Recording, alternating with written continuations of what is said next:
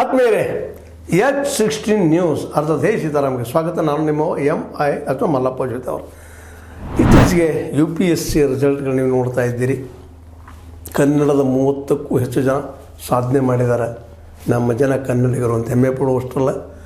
ಅದೆಲ್ಲಕ್ಕಿಂತಲೂ ಬಡತನದಿಂದ ಕುರಿ ಕಾಯುತ್ತಾ ಕಾಡು ಮೇಲಿನ ಸುತ್ತ ಹಾಕುವಂಥ ಒಬ್ಬ ಹನುಮಂತಪ್ಪ ನಂದಿಯವರಂಥ ಪ್ರತಿಭಾವಂತರು 910ನೇ ರ್ಯಾಂಕ್ ಆಗಿದ್ದನ್ನು ನೀವು ನೋಡಿದಿರಿ. ಅವ್ರ ಕುಟುಂಬದ ಬಗ್ಗೆ ಚರ್ಚೆ ಮಾಡ್ತಾ ಇದ್ದೀವಿ. ಇದೇ ಸಂದರ್ಭದಲ್ಲಿ ಇನ್ನೊಂದು ಇಲ್ಲೇ ನಮ್ಮ ಬದಿಯ ಕೋಲ್ಹಾಪುರ ಜಿಲ್ಲೆಯ ಯಮಗೇಹಳ್ಳಿಯ ಅವರು ಇನ್ನೊಂದು ಕುರುಬ ಕುಟುಂಬದಲ್ಲಿ ಅತ್ಯಂತ ಬಡ ಕುಟುಂಬದಲ್ಲಿ ಬಂದಂಥ ಹುಡುಗ ಅವರು ಸಾಧನೆ ಮಾಡಿದ್ದನ್ನು ನಾವು ಇವತ್ತು ಬೀರ್ದೇವ್ ಅನ್ನುವಂಥ ವ್ಯಕ್ತಿ ಬಡತನ ಕುಟುಂಬದಲ್ಲಿ ಬಂದಂಥದ್ದು ಇವತ್ತು 551ನೇ ರ್ಯಾಂಕ್ ಪಡ್ಕೊಂಡು IPS Indian police service selection ಆಗುವಂಥ ಒಂದು ಮುಹೂರ್ತವನ್ನು ಕಟ್ಕೊಂಡಿದ್ದಾರೆ.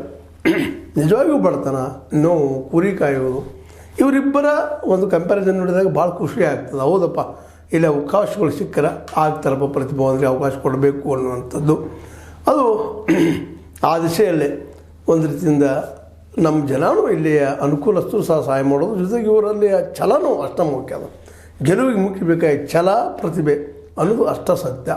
ಅದೇ ಕಾಲಕ್ಕೆ ಇನ್ನೊಂದಿಷ್ಟು ಮಾತುಗಳನ್ನ ಇವತ್ತು ಇನ್ನಷ್ಟು ಬೆರೆಸಬೇಕಾಗಿದೆ. ಅದರಲ್ಲೂ ಒಂದಿಷ್ಟು ನಮ್ಮ 551ನೇ ರ್ಯಾಂಕ್ ಕೊಡೋದಂತಹ ಈ ನಮ್ಮ ಯಮಗೇಹಳ್ಳಿಯ ತಂದೆ ಸಿದ್ದಪ್ಪ, ತಾಯಿ ಬಾಲಾಬಾಯಿ ಕುರಿಗಾಯಿಗಳು. ಇವು ಕುರಿಗಾಯುವಂಥವ್ರು. ಅವ್ರ ಮಗಳಾದಂಥ ಬೀರ್ದೇವ್ ಇಲ್ಲೇ ಬೆಳಗಾವಿ ಜಿಲ್ಲೆಯ ಹದ್ದಿಗೆ ಬಂದಂಥದ್ದು, ಹದ್ದಿಯಲ್ಲಿದ್ದಂಥದ್ದು, ಬೆಳಗಾವಿ ಜಿಲ್ಲೆಯಲ್ಲಿ ಕುರಿಗಳನ್ನು ಮೇಯಿಸ್ಕೊತ ಬಂದಂಥ ಹುಡುಗನಿಗೆ ಈ ರಿಸಲ್ಟ್ ಕೇಳಿದಾಗ ಎಷ್ಟು ಖುಷಿಯಾಗಿರ್ಬೋದು ಅದು ಅಂದಾಜಿಸ್ಲಿಕ್ಕೆ ಸಹಿತ ನಮಗೆ ಸಾಧ್ಯ ಇಲ್ಲ.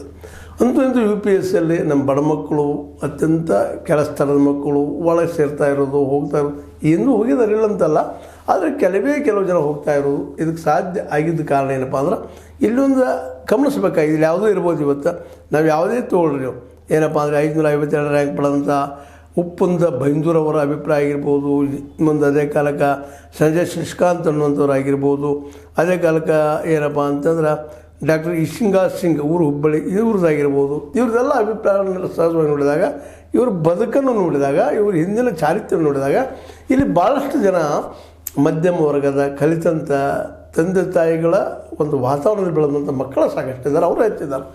ಎಲ್ಲೋ ಒಂದಿಷ್ಟು ಕೆಲವು ಮಕ್ಕಳು ಇವರನ್ನು ನೋಡಿಕೊಂಡು ಸುತ್ತಲ ಪರಿಸರದಲ್ಲಿ ಬೆಳೆದಂಥ ನಮ್ಮ ಇವತ್ತಿನ ಈ ಏನಪ್ಪ ಅಂದ್ರೆ ವಿಶೇಷವಾಗಿ ಬೀರ್ದೇವ್ ಆಗಿರ್ಬೋದು, ನಮ್ಮ ಹನುಮಂತಪ್ಪನಂಥವ್ರು ಆಗಿರ್ಬೋದು, ಅಪರೂಪಕ್ಕೊಮ್ಮೆ ಬರ್ತಾ ಇರ್ತಾರೆ. ಎಕ್ಸೆಪ್ಷನ್ ಅಂತೀವಿ ನಾವು, DC ಪಾರ್ಟಿ ಅವರು ಬಂದಂಗೆ. ಈ ಎಕ್ಸೆಪ್ಷನ್ಗಳನ್ನು ತಪ್ಪಿಸ್ಬೇಕಾಗಿದೆ. ಇದಕ್ಕೇನು ಮಾಡಬೇಕು ಅನ್ನುವಂಥ ಮಾತನ್ನು ಜೊತೆಗೆ ಇಲ್ಲಿ ಇನ್ನೊಂದು ಭಾಳ ಸೂಕ್ಷ್ಮವಾಗಿ ಮೊನ್ನೆ ಹೇಳಿದ್ದೀನಿ, ಈಗೂ ಹೇಳ್ತಾ ಇದ್ದೀನಿ, ಹಿಂದಿನ ಎಪಿಸೋಡಲ್ಲೂ ಹೇಳಿದ್ದೀನಿ. ಇಲ್ಲಪ್ಪ ಇಲ್ಲಿ ಯಶಸ್ವಿ ಆಗೋರು ಯಾರು ಅಂತಂದ್ರೆ ವಿಶೇಷವಾಗಿ ಆರ್ಟ್ಸಿಗೆ ಸಂಬಂಧಿಸಿದ ಹುಡುಗರು ಭಾಳ ಕಡಿಮೆ ಅಂತ. ಎಲ್ಲೋ ಆಗಿರ್ಬೋದು, ಅಪವಾದವಾಗಿ ಆಗ್ತಾ ಇದ್ದಾರೆ. ಆದರೆ ರೆಗ್ಯುಲರಾಗಿ ಕಾನ್ಸ್ಟೆಂಟ್ಲಿ ಒಂದು ಹಂತದವರೆಗೆ ಪಾಸ್ ಆಗ್ತಾಯಿಲ್ಲ ಅನ್ನೋದು ನಾವು ಗಮನಿಸಬೇಕಾಗಿದೆ. ಅದರಲ್ಲೂ ಇಂಗ್ಲೀಷಿನ ಮೇಲೆ ಕಮಾಂಡ್ ಇದ್ದಂಥ ಮಕ್ಕಳು ಪಾಸ್ ಆಗ್ತಾ ಇದ್ದಾರೆ, ಮ್ಯಾಥ್ಸ್ ಮೇಲೆ ಕಮಾಂಡ್ ಇದ್ದಂಥ ಮಕ್ಕಳು ಪಾಸ್ ಆಗ್ತಾ ಇದ್ದಾರೆ. ವಿಶೇಷವಾಗಿ ನೋಡಿರಿ, ಸೈನ್ಸ್ ಸಂಬಂಧಿಸಿದ ಮಕ್ಕಳು, ವಿಶೇಷವಾಗಿ PCMB ನಿಮಗೆ ಗೊತ್ತಿದೆ, ಫಿಸಿಕ್ಸ್, ಕೆಮಿಸ್ಟ್ರಿ, ಮ್ಯಾಥಮೆಟಿಕ್ಸ್ ಮತ್ತು ಬಯಾಲಜಿ ಓದಿದಂಥ ಮಕ್ಕಳು ಹೆಚ್ಚು ದಾಟ್ತಾ ಇದ್ದಾರೆ. ದಾಟಿ ಸಂತೋಷ ಪಡೋಣ, ಅದಕ್ಕಿಲ್ಲ ಅಂತಲ್ಲ. ಆದರೆ ಉಳಿದ ಮಕ್ಕಳು ಸೇರ್ಬೇಕಲ್ಲ ಅದ್ರೊಳಗೆ, ಅದಕ್ಕೆ ಏನು ಅಂತ. ಅದು ಮತ್ತು ಏನಪ್ಪ ಅಂತಂದರೆ ಇದನ್ನು ನಾವು ಗಮನಿಸ್ಬೇಕಾಗಿದ್ದು ಮಧ್ಯಮ ವರ್ಗ ಮತ್ತು ಮೇಲ್ಮಧ್ಯಮ ವರ್ಗ ಎಲ್ಲೋ ಒಂದು ಎಕ್ಸೆಪ್ಷನ್ ಇಂಥವ್ರು ಬರ್ತಾ ಇದ್ದಾರೆ.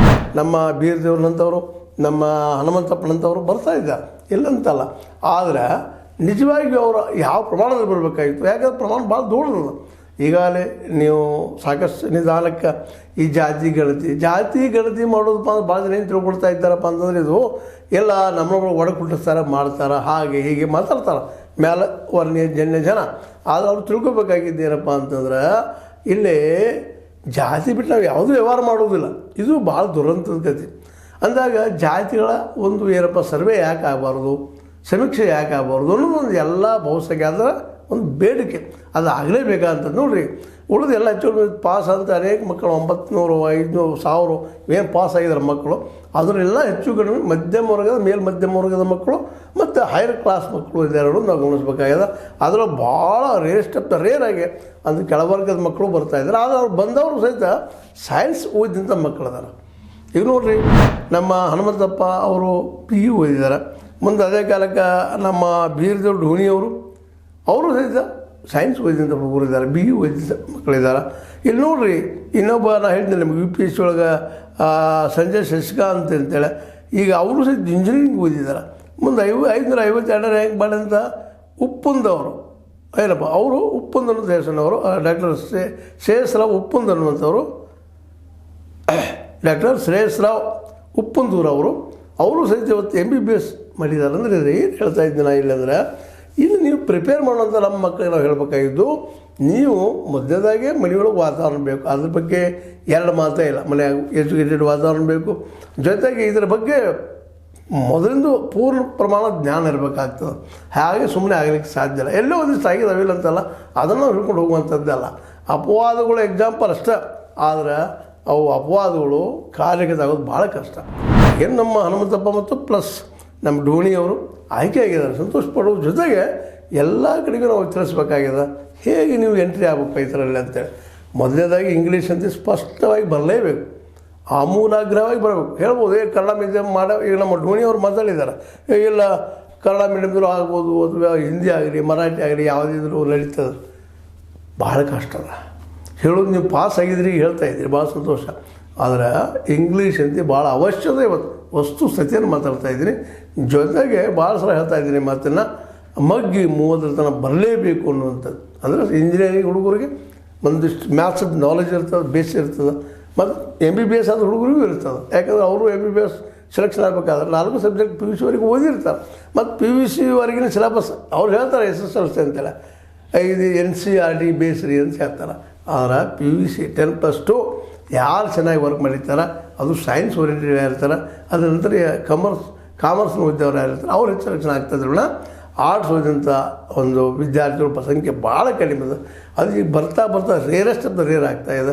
ಅದರಲ್ಲೂ ಕನ್ನಡ ಮಾಧ್ಯಮದಲ್ಲಿರ್ಬೋದು, ಮರಾಠಿ ಮಾಧ್ಯಮದಲ್ಲಿರ್ಬೋದು, ಉರ್ದು ಮಾಧ್ಯಮದಲ್ಲಿರ್ಬೋದು, ಕೇವಲ ಅದೇ ಮಾಧ್ಯಮದಲ್ಲೇ ಇಂಜಿನಿಯರಿಂಗ್ ಮಾಡಿರಿ, ಮತ್ತೊಂದು ಮಾಡಿರಿ, ಅಥವಾ MA ಮಾಡಿರಿ ಕನ್ನಡ ಮಾಧ್ಯಮದಲ್ಲೇ, ಅವ್ರಿಗೆ ಭಾಳ ಕಷ್ಟ, ಅಸಾಧ್ಯ ಅಂದರೂ ಅಡ್ಡಿ ಇಲ್ಲ. ಇದ್ರ ಮತ್ತೆ ಯಾಕೆ ಮತ್ತೆ ಮಾಡ್ತಾ ಇದ್ದೀನಿ ಅಂತಂದ್ರೆ, ಒಂದು ಬೀರ್ದೇವ್ ಧೋನಿ ಅಂತ ಮತ್ತು ನಮ್ಮ ಹನುಮಂತಪ್ಪ ನಂದಿ ಅಂತ ಅಭ್ಯರ್ಥಿಗಳನ್ನ ನೋಡಿದಾಗ ಹೌದಪ್ಪ ಸಾಧ್ಯ ಅಂತ. ಬಟ್ ಅವರು ಸಹಿತ ಇಂಜಿನಿಯರಿಂಗ್ ಮುಂದಿಂದ ಬರ್ತಾ ಇದ್ದಾರೆ, ಪ್ರತಿಭಾವಂತರಿದ್ದಾರೆ. ಕನ್ನಡ ಮಾಧ್ಯಮದಲ್ಲೇ ಮರಾಠಿ ಮಾಧ್ಯಮದಲ್ಲಿ ಓದಿರ್ಬೋದು ಅವರು, ಆದರೆ ಪ್ರತಿಭಾವಂತರಿದ್ದಾರೆ. ಅದು ಪ್ರತಿಭೆ ಅನ್ನುವಂಥದ್ದು ಅದೇನು ನಾವು ಅದು ಕೌಂಟ್ ಮಾಡಲಿಕ್ಕೆ ಆಗೋದಿಲ್ಲ. ಅಂಥ ಒಂದು ಶ್ರೇಷ್ಠತೆ ಇರ್ತದೆ. ಜೊತೆಗೆ ಅಲ್ಲಿ ವಾತಾವರಣ ಬಂದದ, ಜನನ ಅವ್ರು ಹೆಲ್ಪ್ ಮಾಡಿದ್ದಾರೆ. ಇದು ಎಕ್ಸೆಪ್ಷನ್. DC ಪಾರ್ಟಿ ಅವರು ಅನ್ನಂಗೆ. ಬಟ್ ಎಲ್ಲರೂ DC ಪಾರ್ಟಿ ಆಗಲಿಲ್ಲ, ಎಲ್ಲರೂ ಧೋನಿ ಆಗ್ಲಿಕ್ಕೆ ಸಾಧ್ಯ ಇಲ್ಲ, ಹನುಮಂತಪ್ಪ ಆಗ್ಲಿಕ್ಕೆ ಸಾಧ್ಯ ಇಲ್ಲ. ಆದರೆ ಅದಾಗಬೇಕಾಗಿದ್ರೆ ಬೇಸಿಕ್ ಏನು ಬೇಕಾಗಿತ್ತು ಅಂತ ನಾನು ಇವತ್ತು ಮಾತಾಡ್ತೀನಿ. ನೀವು ಸಹಿತ UPSCನೋ ಮತ್ತೇನೋ ಅಧಿಕಾರಿ ಆಗಬೇಕಾಗಿತ್ತು ಅಂದ್ರೆ ಬೇಸ್ ಇಂಗ್ಲೀಷ್ ಬಿಡ್ಲಿಕ್ಕೆ ಹೋಗ್ಬೇಡ್ರಿ. ಇವತ್ತು ಈ ದೇಶದ ಎಲ್ಲ ಎಕ್ಸಾಮ್ಗಳು ಇಂಗ್ಲೀಷಿಗೆ ಪ್ರಾಮುಖ್ಯತೆ ಅದಾವೆ. ಸುಮ್ಮನೆ ಎಲ್ಲರೂ ಅವ್ರ ರಾಜ್ಯದ ಬಗ್ಗೆ ಮಾತಾಡ್ತಾರೆ. ಇಲ್ಲ ಕನ್ನಡ ಮಾಧ್ಯಮದಲ್ಲಿ ಮಾಡಿರಿ, ನಾವು ಕರ್ನಾಟಕದವ್ರು ಹೇಳ್ತೀವಿ, ಮಹಾರಾಷ್ಟ್ರದ ಮರಾಠಿ ಮಾಧ್ಯಮ ಮಾಡ್ರಿ ಹೇಳ್ತಾರೆ, ತೆಲಂಗಾಣದವ್ರು ಇಲ್ಲರಿ ನೀವು ತೆಲುಗು ಮೀಡಿಯಮ್ ಮಾಡ್ರಿ ಅಂತ ಹೇಳ್ತಾರೆ. ಆದರೆ ಇವೆಲ್ಲ ಭಾಷೆಗಳಿಗಿಂತ ಮುಖ್ಯವಾಗಿ ಇವರಿಗೆಲ್ಲ ಇಂಜಿನಿಯರಿಂಗ್ ಮತ್ತು MBBS ಸೈನ್ಸ್ ಓರಿಯೆಂಟೆಡ್ ಹುಡುಗರಿಗೆ ಇಂಗ್ಲೀಷ್ ಚೆನ್ನಾಗಿರ್ತದೆ, ಇದು ನಮಗೆ ಗೊತ್ತಿರಬೇಕು. ಮತ್ತು ಮ್ಯಾಥ್ಸು ಚೆನ್ನಾಗಿ ಆಗಿಬಿಡುತ್ತದೆ. ಇವ್ರು ಹೆಚ್ಚಿಗೆ ಪಾಸ್ ಆಗ್ತಾ ಇದ್ದಾರೆ. ಅದಕ್ಕಾಗಿ ಅವ್ರು ಗೆದ್ದಂಥವ್ರು ಹೇಗಾರಿ ಅಧಿಕಾರಿ ಆದಂಥವ್ರಿಗೆ ಹೆಡ್ಸಪ್ ಹೇಳ್ತಾ ನಾವು ಏನು ಮಾಡಬೇಕು ಅನ್ನೋದು ಬೇಸ್ ನೀವು ಮತ್ತೊಮ್ಮೆ ಇವತ್ತು ನೆನಪು ಮಾಡೋ ಸಲುವಾಗಿಲ್ಲ ಇದು 2 ಉದಾಹರಣೆ ತೊಗೊಂಡು ಹೇಳ್ತಾ ಇದ್ದೀನಿ. ಎಕ್ಸೆಪ್ಷನ್ಸು ಇವು ಏನಪ್ಪ ಅಂದ್ರೆ ಜನರಲ್, ಏನಪ್ಪ ಅಂದರೆ ಇವು ಎಕ್ಸಾಂಪಲ್ಸ್ ಅಲ್ಲ. ಎಂದೂ ಒಬ್ಬ ಪ್ರತಿಭಾವಂತ ವಿದ್ಯಾರ್ಥಿ ಬಂದ ಅವ್ರಿಗೆ ಅನುಕೂಲವಾದ ಸಿಕ್ಕ ಗೆಲ್ಲಬೋದು. ಆದರೆ ನಿರಂತರ ಗೆಲ್ಲುವಂಥ ವ್ಯವಸ್ಥೆ ಮಾಡಬೇಕಾಗಿದ್ರೆ ಪ್ರತಿಯೊಬ್ಬರಿಗೂ ಹೈಯರ್ ಎಜುಕೇಷನ್ ಆಗಬೇಕು. ಅದು ಸೈನ್ಸ್ ಓರಿಯೆಂಟೆಡ್ ಆತಪ್ಪ ಅಂದರೆ ಒಂದು ಸ್ವಲ್ಪ ಹೆಚ್ಚಿಗೆ ಇನ್ನೂ ಹಳ್ಳಿಗಾಡಿನ ಜನ, ಇನ್ನೂ ದೂರದ ಮೂಲೆಯಲ್ಲಿ ಜನ, ಒಗ್ಗತನ ಮಾಡೋರಾಗಿರ್ಬೋದು, ಅದು ಕುರಿ ಕಾಯುವಂಥವ್ರು ಇರ್ಬೋದು, ಮತ್ತು ಅದು ಮಾಡೋಕ್ಕಿಂತ ಕೆಳಗಿನ ಜಾತಿಯವರು ಇರ್ಬೋದು. ಅವ್ರಿಗೂ ಅಲ್ಲಿ ರಿಸರ್ವೇಷನ್ನೇ ಇದ್ದೀವಿ. ರಿಸರ್ವೇಷನ್ದಾಗ ಬರಬೇಕಾದ್ರೆ ಕ್ವಾಲಿಟಿ ಬೇಕಲ್ಲ. ಅದಕ್ಕೆ ಬೇಸ್ ಏನಪ್ಪ ಅಂದರೆ ಇಂಗ್ಲೀಷ್ ಮತ್ತು ಮ್ಯಾಥ್ಸ್. ಇದು ನಿಮಗೆ ಸರಿ ಅನಿಸ್ತದೆ, ಇದ್ರ ಬಂದು ಮಾತಾಡಿ ಚರ್ಚೆ ಮಾಡಿರಿ.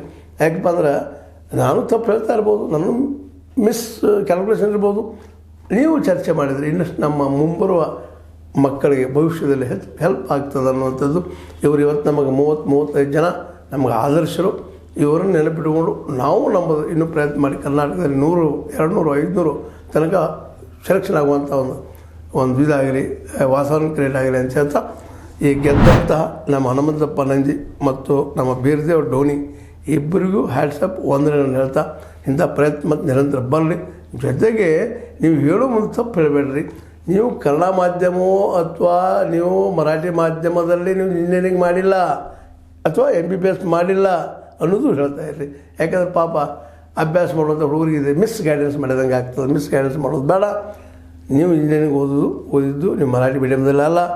MBBS ಓದಿದ್ದು ಅದು ಏನಪ್ಪ ಮರಾಠಿ ಮೀಡಿಯಮ್ ಅಥವಾ ಹಿಂದಿ ಮೀಡಿಯಮ್ ಅಥವಾ ಕನ್ನಡ ಮಾಧ್ಯಮದಲ್ಲ, ಇಂಗ್ಲೀಷಲ್ಲಿ ಓದಿರ್ತಿಲ್ಲ, ಅದು ನಿಮ್ಗೆ ಹೆಲ್ಪ್ ಆಗಿರ್ತದೆ ಅಂತ ಹೇಳ್ತಾ, ಇದು ನಿಮಗೆ ಲೈಕ್ ಆಗಿರ್ಬೋದು, ಆಗದೇನೂ ಇರ್ಬೋದು. ಲೈಕ್ ಮಾಡಿ, ಶೇರ್ ಮಾಡಿ, ಕಮೆಂಟ್ ಮಾಡಿ, ಜೊತೆಗೆ ಸಬ್ಸ್ಕ್ರೈಬ್ ಆಗಿ ನಿಲ್ಲಿಸಕ್ಕೆ ಹೋಗ್ಬೇಡ್ರಿ. ಅದೇ ಕಾರಣಕ್ಕೆ H16 ನ್ಯೂಸ್ ಅರ್ಥಾತ್ ಸೀತಾರಾಮ್ ಇದು ಸತ್ಯದ ಕೈಗಂಡೆ ವಂದನೆಗಳು.